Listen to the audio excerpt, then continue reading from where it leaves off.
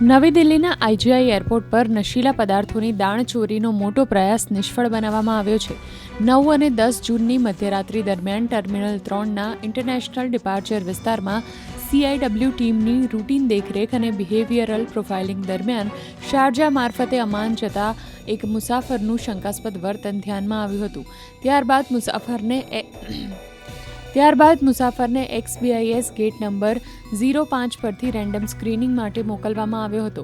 સામાનના scanning દરમિયાન શંકાસ્પદ વસ્તુ દેખાતા બેગની વિગતવાર તપાસ હાથ ધરવામાં આવી હતી. તપાસમાં નવા કપડાની અંદર કુશળતાપૂર્વક છુપાવી રાખેલા 20 પેકેટ મળી આવ્યા હતા. ઘટનાની જાણ તાત્કાલિક નાર્કોટિક્સ કંટ્રોલ બ્યુરોની દિલ્હી ઝોન ટીમને કરવામાં આવી. NCBના અધિકારીઓએ સ્થળ પર પહોંચી જપ્ત કરાયેલા પદાર્થનું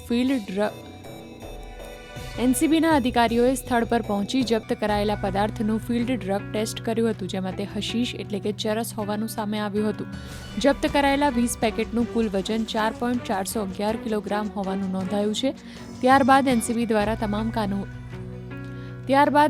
દ્વારા તમામ કાનૂની કાર્યવાહી પૂર્ણ કરીને જપ્તી પંચનામું તૈયાર કરવામાં આવ્યું હતું અને આરોપી પાસેથી જપ્ત કરાયેલા સામાનને વધુ તપાસ માટે NCB દિલ્હી ઝોન કચેરીએ લઈ જવામાં આવ્યો હતો.